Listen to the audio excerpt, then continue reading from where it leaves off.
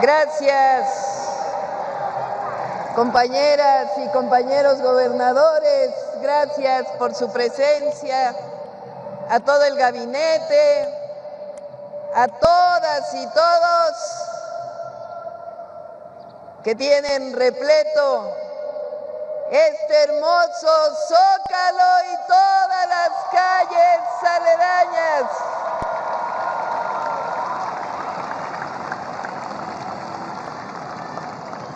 Nos encontramos una vez más donde tantas veces nos hemos concentrado para defender la democracia, las libertades, el petróleo, nuestros recursos naturales, la soberanía y el bienestar de la nación. Saludo con alegría a las y los jóvenes que decidieron marchar y juntarnos este día en esta plaza.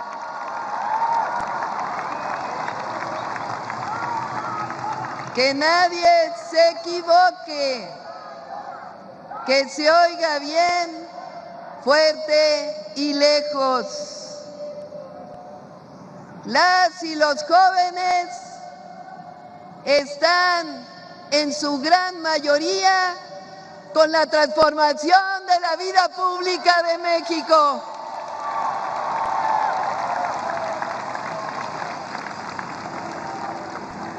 Saludo a mexicanas y mexicanos que vienen desde todos los estados de la República y de la Ciudad de México.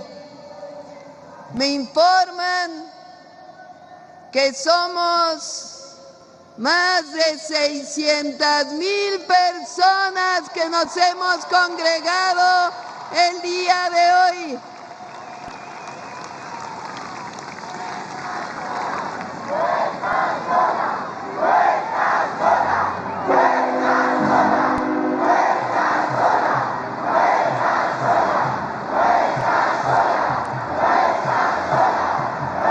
Nos reunimos para celebrar 7 años del inicio de una nueva era en nuestro querido México.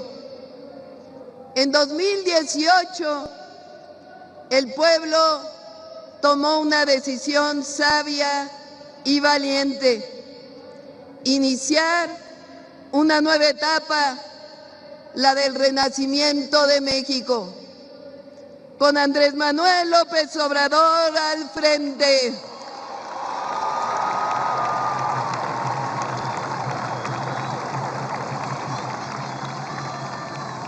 Desde ese momento quedó muy claro que así como en 1857 se separó la Iglesia del Estado, en 2019 la separación principal debía ser la del poder económico del poder político. Y así ha sido y así debe seguir siendo por el bien de la República. Pasamos de un país gobernado por una oligarquía donde los presidentes y las instituciones públicas servían a unos cuantos que se creían dueños de México, a una verdadera democracia, donde el gobierno trabaja para todas y para todos, pero especialmente para quien más lo necesita. Que se escuche bien, llegamos al gobierno para dar continuidad y profundizar la cuarta transformación de la vida. Every now and then, a political moment hits with the kind of voltage that makes everybody, supporters, skeptics, and casual onlookers, stop whatever they're doing and pay attention. That's exactly what happened when Claudia Sheinbaum stepped into the Zocalo and delivered remarks that shook the plaza like a tectonic plate warming up for showtime. More than 600,000 people flooded the heart of Mexico City, shoulder to shoulder, squeezing into every inch of space like the entire nation got the same memo. Show up. History's calling. You could feel the charge in the air, the kind that only appears when a crowd believes they're witnessing something way bigger than a typical political address. This wasn't polite applause and half-hearted cheering. This was roaring, sweeping, stadium-level emotion that moved like a wave through the square. Sheinbaum didn't just speak to a crowd. She commanded a sea of people who came ready to shout, chant, and own their moment. Her speech wasn't a rehash of talking points or recycled promises. It was a full-throttle narrative of how far Mexico has come, how much has been rebuilt, and how much the political landscape has shifted. She framed the country's transformation not as a theory, but as a lived reality. And today, we're breaking it all down with precision, power, and a little punch. These are the 10 most commanding moments that turned Sheinbaum's address into a national headline magnet. The first undeniable moment that lit the entire plaza on fire came before Sheinbaum even completed her opening sentences, the stunning confirmation that more than 600,000 people had crowded into the Zocalo and surrounding streets. That number hits with heavyweight force because it represents more than attendance. It reflects scale, conviction, and momentum. The sheer size of that gathering sent a message across the country and beyond, signaling that the movement she leads is not only alive, but gaining unprecedented traction.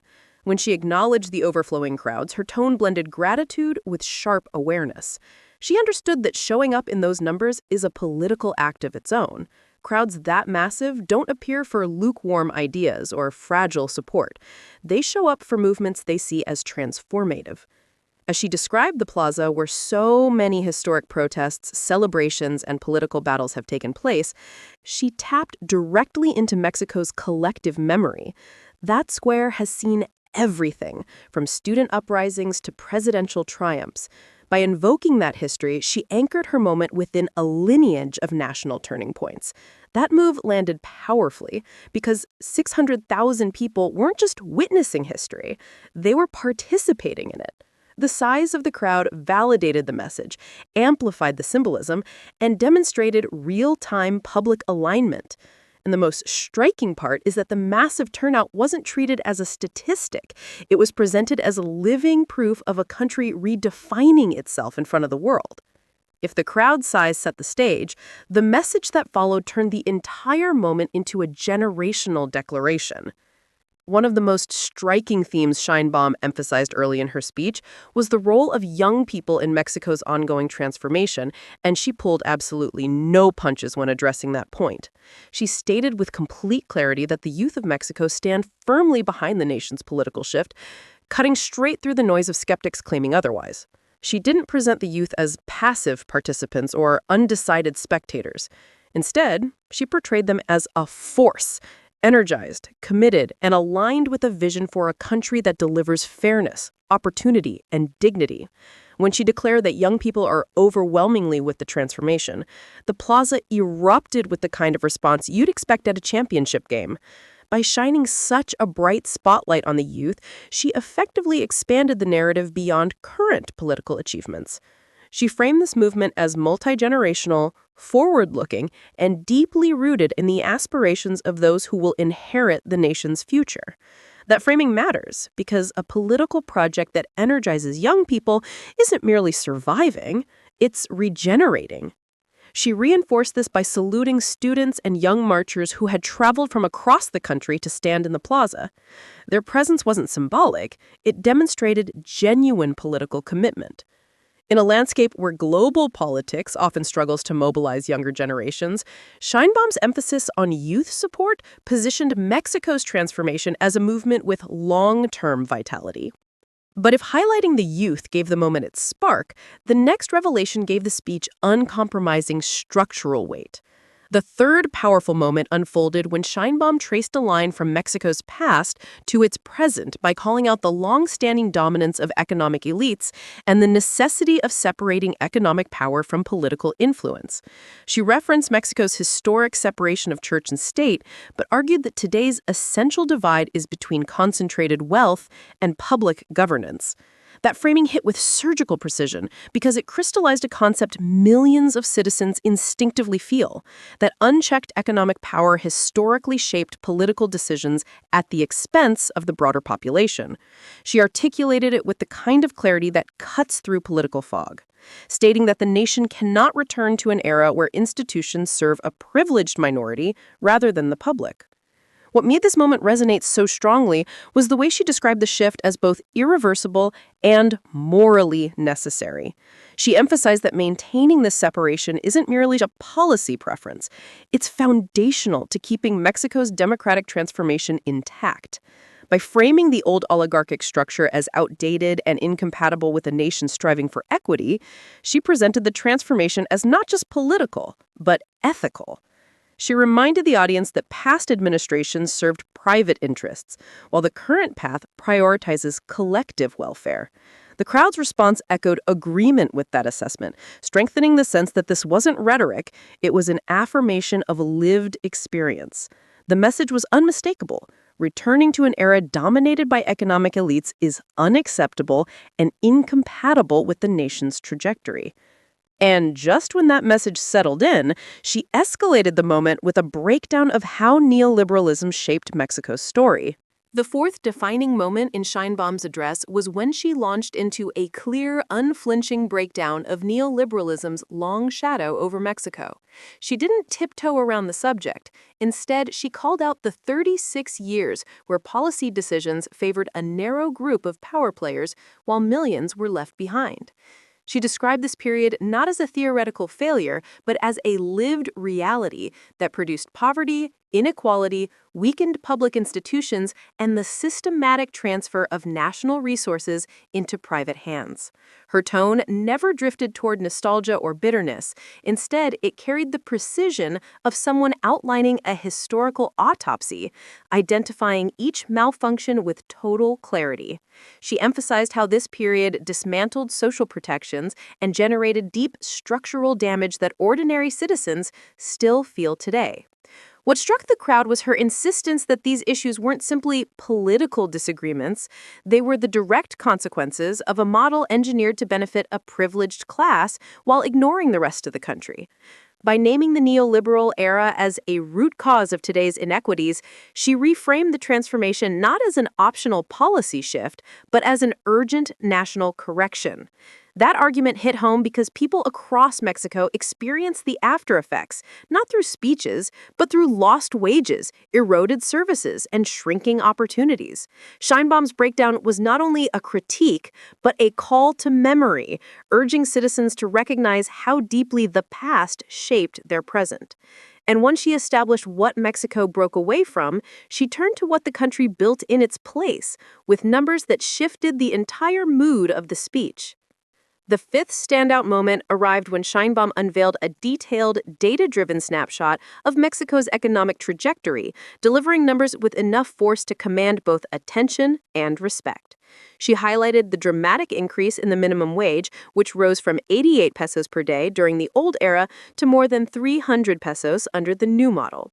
This wasn't presented as a bragging point, but as a direct contradiction to decades of fear-based economic predictions that warned wage growth would tank investment, spike inflation, and destabilize the economy.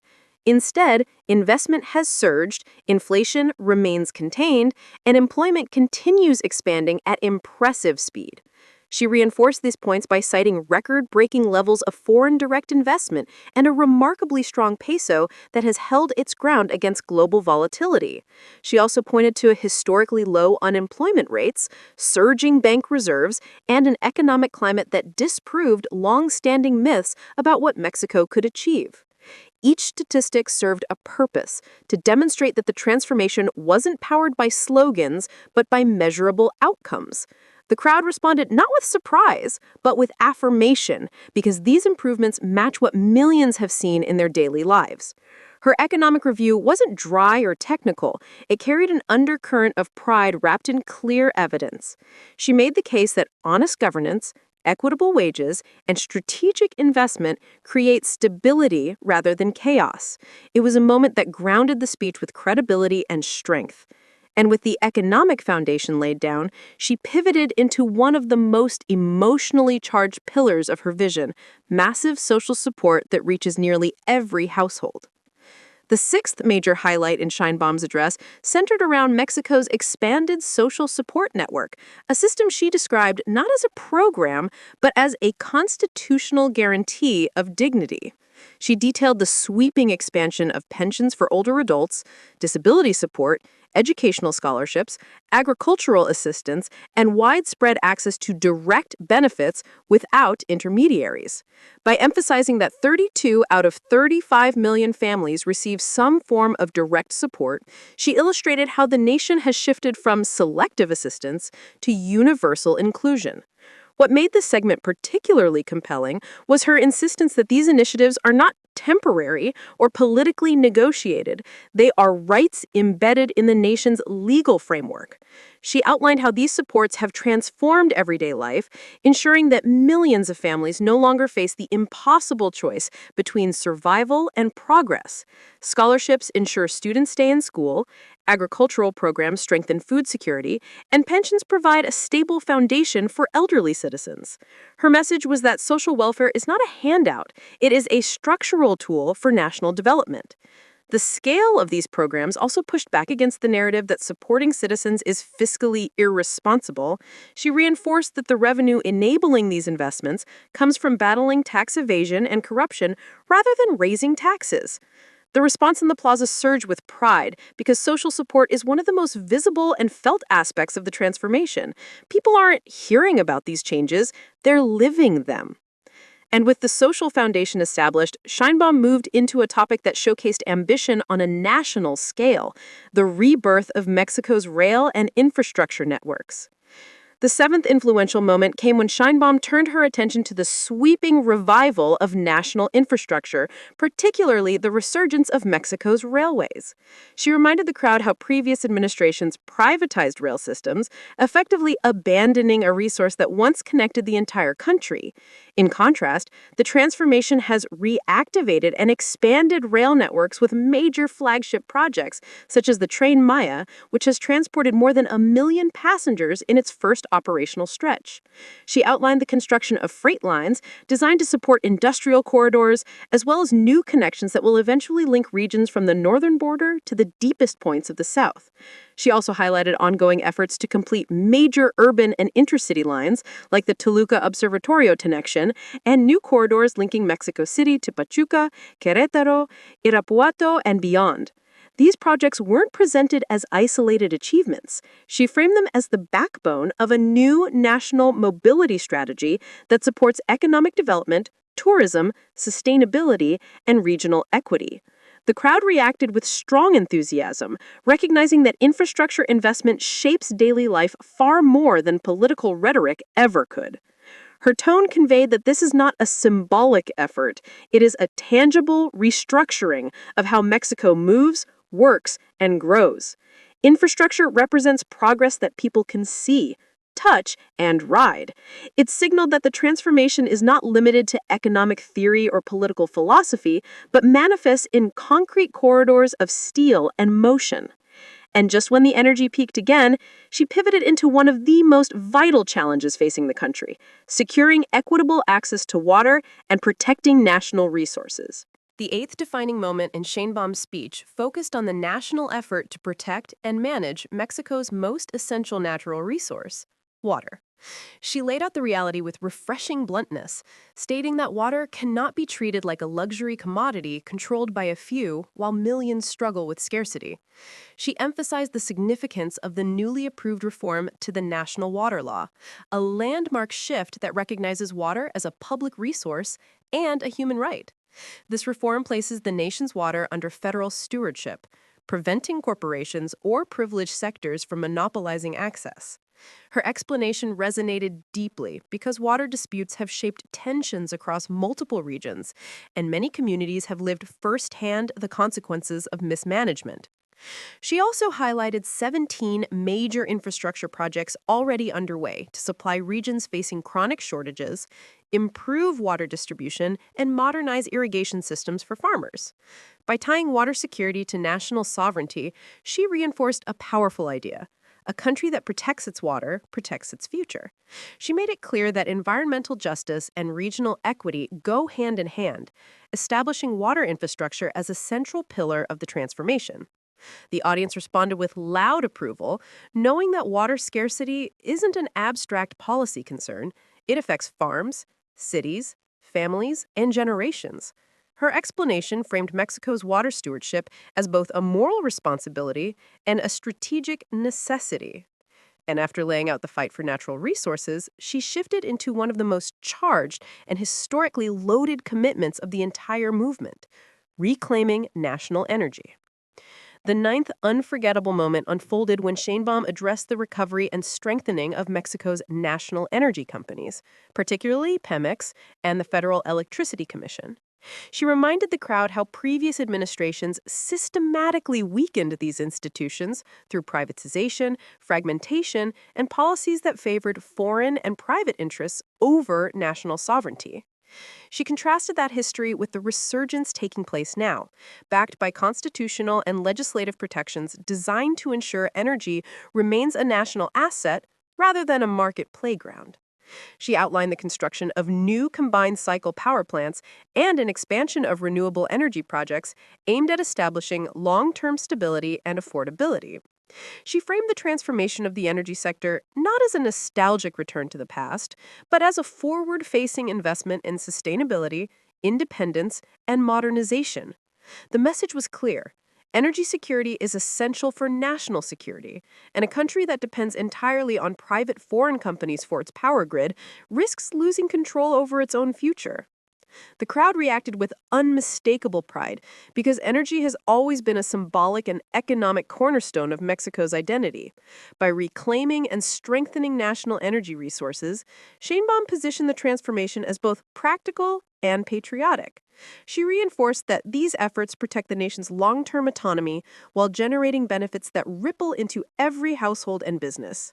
And with the stage fully built, she delivered the emotional and ideological climax of her message, one that tied together history, identity, and the movement's purpose. The 10th and most emotionally charged moment arrived when Sheinbaum turned her attention to the moral foundation of the transformation, defining it as a movement rooted in humanism, justice, and unwavering loyalty to the people of Mexico.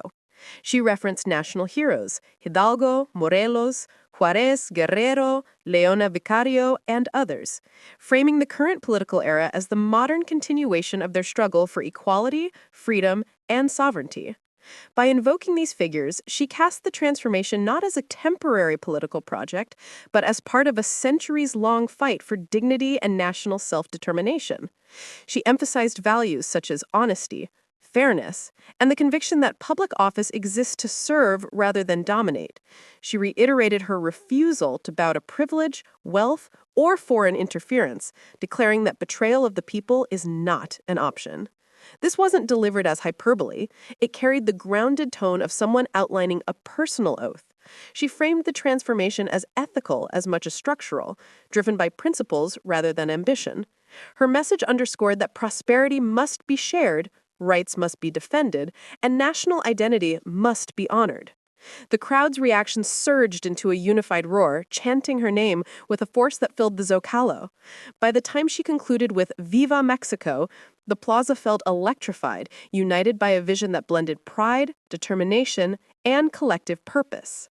And with that emotional crescendo, she prepared to close, but our breakdown still has one final mission: delivering a call to action that matches the scale of the story. In a world overflowing with noise, moments like this stand out because they carry purpose, momentum, and real national impact. If you've been watching this breakdown and feeling that spark, the kind that keeps you glued in and wanting more, then you're exactly the kind of viewer who helps us keep this channel driving forward.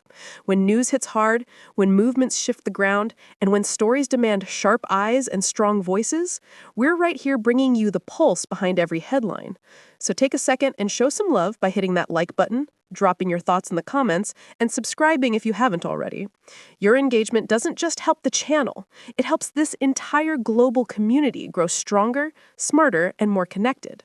Stick with us because the stories ahead are only getting bigger, louder, and more intense.